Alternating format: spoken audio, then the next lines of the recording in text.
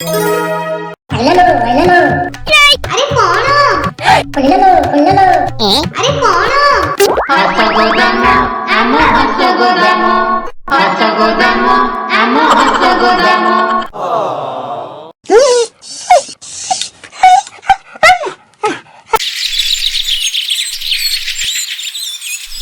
गोटे छोट गाँटीए थिला। से गाँ रे राधा मोहन बाबू बोली जड़े व्यक्ति रहुथिले। राधा मोहन बाबू तांको घरे गोटे कुकुर पालिथिले। कुकुरटीर नाम थिला कुतु। कुतु प्रतिदिन राधा मोहन बाबूंको संगे संज हेले बुली बाहारे। राधा मोहन बाबूंको घरे दुईटी छेली थांती, सुची ओ टीपू। छेली दुईटी सकाळु चरिबाकू जाआंती। संजरे सेमाने फेरंती। कुतु दिने भाबिला जे छेली मानंग सह जाई टिके कथा होई आसीबो। कुतु जाई सुची ओ टीपू सह कथा हला। धीरे धीरे कुतु को भारी भल लागिला। कुतु सुची ओ टीपू मध्यरे बंधुता धीरे धीरे बढ़िबाकू लागिला।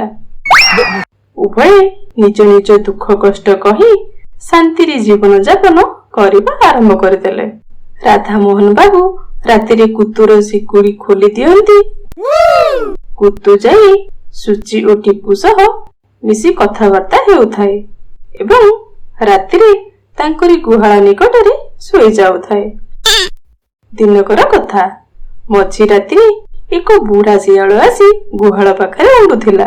हठात कुतु ता बासना पारी पारिला। जोर रे भौ भौ होई पाटी कला।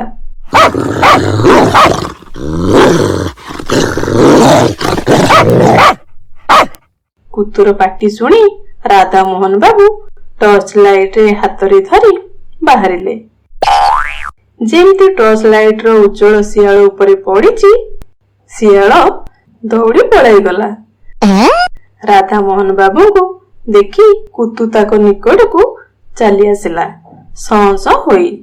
राधा मोहन बाबू कुतुर मुंड को आउसी देले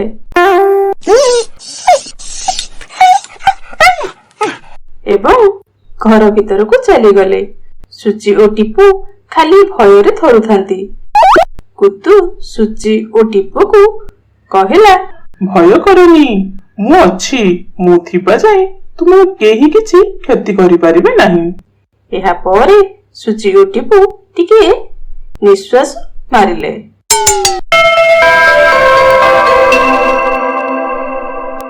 सकाळु उठी सुची ओ टीपू फेर खुशी रे चरिबाकू गले। सेही दिन राधा मोहन बाबूंको घर को बंधु बांधव प्राय 20 जन आसी पहुंची गले। राधा मोहन बाबू मध्य बहुत खुशी होई गले।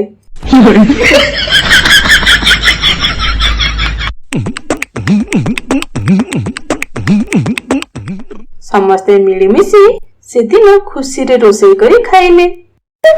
समय बीतिला, संज होई गला। पश्चिम आकाश रे सूर्य अस्त होई गले। सुची ओ टीपू चोरी चोरी घर को फेरी निज गुहाळ मध्यरे विश्राम नियंती। कुतु को मध्य राधा मोहन बाबू छाड़ी दियंती। कुतु चारिपटे दौड़ी दौड़ी जाई घर अगणा बगीचा रे आसी घास उपरे गोड़ दुईटी को ऊपर को करे टिके घास रे खसी हेउथाए। तापरे पुणी उठी टिके बसुथाए। ठीक एही समय रे हठात कुतुर कान रे पड़िला किछि कथा। से सुनी शब्द होई गला। से सुनिला अगणा रे राधा मोहन बाबू और तांको बंधु बांधव माने बसी परदिन रो भोजी करबा विषय रे कथा हेउथांती। सेथिरे टुपु को मारी ताहार मांसरी भोजी करबा कथा हेउथांती। कुतु एही भली कथा सुनी आश्चर्य हो गला। हाय मनुष्य जाति, तुमे टुपु को मारी मांस करी खाइबा पई एते श्रद्धारे पालिथिलो। कुतु व्यस्त हो गला। किभली रात्रि सुधा टुपु को ଉଦ୍ଧାର କରିବ ଏବଂ ମନୁଷ୍ୟ ରୂପୀ ରାକ୍ଷସ ମାନଙ୍କ କବଳରୁ ସେ ବଞ୍ଚାଇବ। ରାତିରେ କୁତୁ ତରବର ହୋଇ ଦୌଡ଼ିଲା ଏବଂ ଗୁହାଳର ବାଉଁଶ ଫାଟକଟିକୁ କାଢିବାକୁ ଚେଷ୍ଟା କଲା, କିନ୍ତୁ ତାହା ଜୋର କରି ରସିରେ ବନ୍ଧା ହୋଇଥାଏ। କୁତୁ ତଥାପି ନିଜ ଦାନ୍ତରେ ସେହି ରସିକୁ ଛିଣ୍ଡେଇବାକୁ ଚେଷ୍ଟା କଲା। ସେହି ରସିକୁ ଅନେକ ସମୟ ଧରି ଦାନ୍ତରେ କାମୁଡି କାମୁଡି ଶେଷରେ ଛିଣ୍ଡାଇ ଦେଲା। ଏହା ପରେ ତରବର ହୋଇ ଯାଇ ସୁଚି ଓ ଟିପୁକୁ ସମସ୍ତ କଥା କହିଲା। ଏହା ଶୁଣି ସୁଚି ଓ ଟିପୁ ଅସ୍ତବ୍ୟସ୍ତ ହୋଇ ପଡୁଥାନ୍ତି। କୁତୁ କୁହେ, କିଛି ଭୟ କରିବା ନାହିଁ, ଚାଲ ଶୀଘ୍ର ଏଠାରୁ ପଳାଇବା। ବିଳମ୍ବ କଲେ ବାହାର ମୁଖ ଫାଟକ ବନ୍ଦ ହୋଇଯିବ। ଏହା ଶୁଣି ସୁଚି ଓ ଟିପୁ ପଚାରନ୍ତି, କୁଆଡେ ଯିବା? କେଉଁଆଡେ ଯିବା? କହିବାକୁ ଆଉ ସମୟ ନାହିଁ, ତୁମେ ପ୍ରଥମେ ବାହାର। ଏହା ଶୁଣି ବିଚରା ସୁଚି ଓ ଟିପୁ ବାହାରି ଯାଆନ୍ତି। ସେହି ସମୟରେ ରାଧା ମୋହନ ବାବୁଙ୍କ ସମସ୍ତ ବନ୍ଧୁବାନ୍ଧବ ଟେଲିଭିଜନ ଦେଖି ଘରେ ବସିଥାନ୍ତି। କୁତୁ ପ୍ରଥମେ ଆସି ଦେଖିଲା।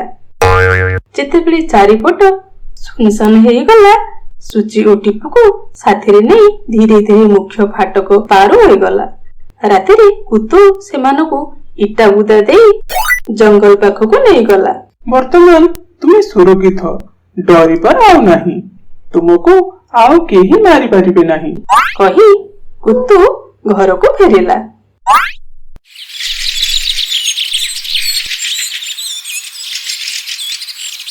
କିଛି ସମୟ ପରେ ରାତି ପାହିଗଲା।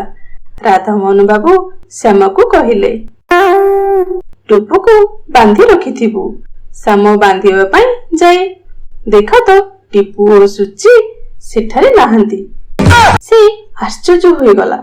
ଆସି ରାଧାମୋହନ ବାବୁଙ୍କୁ କହେ, ରାଧାମୋହନ ବାବୁ, ଟୁପୁ ଓ ସୁଚି ନାହାନ୍ତି। ରାଧାମୋହନ ବାବୁ ଆଶ୍ଚର୍ଯ୍ୟ ହୋଇଗଲେ। କେଉଁ ପଟେ ଗଲେ? ଟିପୁ ଓ ସୁଚି ଘରର ଏପଟ ସେପଟ ଖୋଜା ପଡିଲା। ବିରକ୍ତ ହେଲେ ସମସ୍ତେ। ସେହି ସମୟରେ କୁତୁ ଘର ମୁଖ୍ୟ ଫାଟକ ଡେଇଁ ଘର ଆରପଟକୁ ଚାଲିଗଲା। ସେଠାରୁ ପାଟି କରି କହିଲା, ରାଧାମୋହନ ବାବୁ, ଆପଣ ଏତେ ବିଶ୍ୱାସଘାତକ ତାହା ମୁଁ ଜାଣିନଥିଲି। ଆପଣ ସୁଚି ଓ ଟିପୁକୁ ଯେ ମାରିଦେଇ ତା ମାଂସ ଖାଇବା ପାଇଁ ଏତେ ଆଦରରେ ପାଇଥିଲେ, ତାହା ଯଦି ମୁଁ ଜାଣନ୍ତି ତାହା ହେଲେ ମୁଁ ଆପଣଙ୍କ ଘରେ ରହିନଥାନ୍ତି।